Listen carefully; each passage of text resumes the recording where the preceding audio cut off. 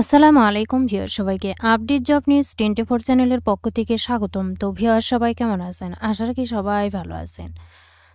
তো আজকে আমি যে বিষয়টি আলোচনা করব এটা হলো নতুন ভোটার হতে যেসব কাগজপত্র লাগবে। অর্থাৎ এবার যেসব কাগজপত্র প্রয়োজন পড়বে এ সম্পর্কে ভিডিওতে আমি বিস্তারিত বলে দেওয়ার চেষ্টা করব। তবে ভিডিওটি শুরু করার আগে আপনাদের কাছে একটা রিকোয়েস্ট থাকবে। আপনি যদি এই চ্যানেলে নতুন হয়ে থাকেন তাহলে প্লিজ সাবস্ক্রাইব করবেন এবং পাশে থাকা যে বেল আইকনটি রয়েছে তাতে অলে ক্লিক দিয়ে রাখবেন, যাতে আমি পরবর্তী ভিডিও আপলোড দেওয়ার সাথে সাথে সবার প্রথমে আপনার কাছে নোটিফিকেশন চলে যায়। এছাড়াও আমি আমার চ্যানেলে নতুন নতুন ভিডিও আপলোড দিয়ে রেখেছি, চাইলে দেখে নিতে পারেন। তো চলুন দেখি।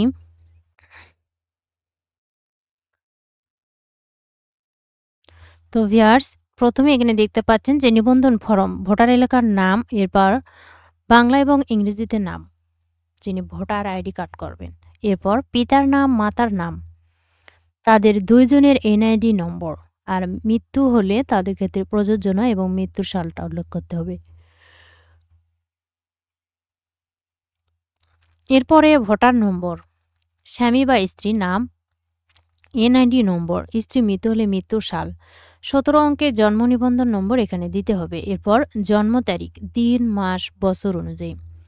এরপর লিঙ্গ, সে পুরুষ নাকি মহিলা, বৈবাহিক অবস্থা, বিবাহিত নাকি অবিবাহিত, নাকি তালাকপ্রাপ্ত নাকি বিধবা বিপত্নিক, সে অনুযায়ী সিলেক্ট করে দেবেন। এরপর শিক্ষাগত যোগ্যতা নির্ধারিত তালিকা অনুযায়ী, পেশা নির্ধারিত।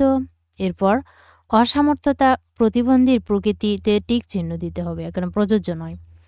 যদি প্রতিবন্ধী হয়ে থাকে তাহলে কোন ধরনের প্রতিবন্ধী, দৃষ্টি প্রতিবন্ধী নাকি শারীরিক প্রতিবন্ধী নাকি শ্রবণ প্রতিবন্ধী নাকি বাক প্রতিবন্ধী, আর অন্যান্য হলে অন্যান্য। এরপর দৃশ্যমান শনাক্তকরণ চিহ্ন, রক্তের গ্রুপ যদি জানা থাকে তাহলে টিক চিহ্ন দিন। এখানে রক্তের গ্রুপ সমূহ দেওয়া রয়েছে, যার যেটা সেটাতে কিন্তু টিক চিহ্ন দেবেন। পিতামাতা, স্বামী, স্ত্রী 2007 এর পর মৃত্যুবরণ করে থাকলে ফরম 12 পূরণ করতে হবে। এটা যাদের পিতা বা মাতা বা স্বামী বা স্ত্রী মৃত্যুবরণ করেছে 7 সালের পর, তাদের ক্ষেত্রে কিন্তু এই ফর্মটা পূরণ করতে হবে। এক্ষেত্রে ভোটার এলাকার নম্বর, এখানে ফর্ম নম্বর দেওয়া রয়েছে, নাম, নিবন্ধন কেন্দ্র, উপস্থিতির তারিখ ও সময়, তথ্য সংগ্রহকারী স্বাক্ষর এবং তারিখ, বর্তমান ঠিকানা, বিভাগ, জেলা এবং উপজেলা, পৌরসভা, সিটি কর্পোরেশন অধীনে হলে ওটা ওয়ার্ড নম্বর, মৌজা, গ্রাম বা মহল্লার নাম, বাসা বা হোল্ডিং নম্বর, ডাকঘর, পোস্ট কোড নম্বর, পল্লী, পৌরসভা, শহর না অন্য এলাকা, সিটি কর্পোরেশন, সেটাতে টিক চিহ্ন দেবেন। এরপর স্থায়ী ঠিকানাও কিন্তু ঠিক এভাবেই পূরণ করতে হবে। টিন যদি থাকে, অর্থাৎ টিন সার্টিফিকেট যদি থাকে সেটা নম্বর, না হলে নাই। ড্রাইভিং লাইসেন্স যদি থাকে, পাসপোর্ট নম্বর যদি থাকে, এরপর টেলিফোন নম্বর যদি থাকে তাহলে দেবেন, আর না হলে মোবাইল নম্বর দিতে হবে।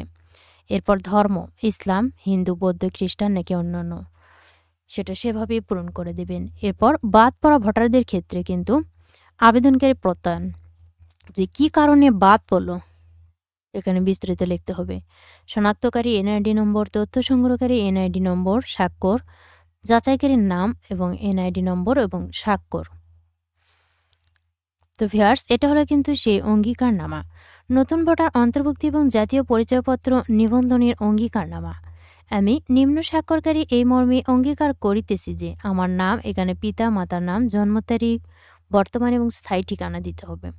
আমি বাংলাদেশ ব্যতীত অন্য কোনো দেশের নাগরিক নই, অর্থাৎ বাংলাদেশ ব্যতীত অন্য কোনো দেশের নাগরিকত্ব গ্রহণ করি নাই। আমি আরও অঙ্গীকার করিতেছি যে আমি জন্মসূত্রে বাংলাদেশের নাগরিক এবং কখনো বাংলাদেশের নাগরিকত্ব পরিত্যাগ করিনি।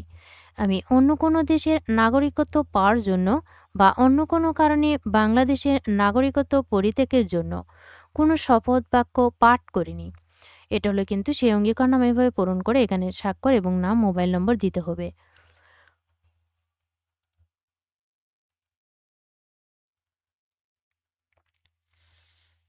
তো ভিউয়ার্স, এভাবে কিন্তু এই ভোটার আইডি ফর্ম পূরণ করতে হবে নতুন নিবন্ধনের ক্ষেত্রে। এটা শুরু হবে কিন্তু 20শে জানুয়ারি থেকে। সকলের জন্য রইল অনেক অনেক শুভকামনা। ভিডিওটি ভালো লাগলে অবশ্যই লাইক, কমেন্ট এবং শেয়ার করবেন। আরও নতুন নতুন ভিডিও পেতে চ্যানেলটিতে অবশ্যই সাবস্ক্রাইব করে সাথেই থাকবেন। এতক্ষণ ধৈর্য সহকারে ভিডিওটি দেখার জন্য সবাইকে ধন্যবাদ। সবাই ভালো থাকবেন, সুস্থ থাকবেন। আবারও দেখা হবে নতুন কোনো ভিডিওতে। আজকের মতো এ পর্যন্তই। আসসালামু আলাইকুম।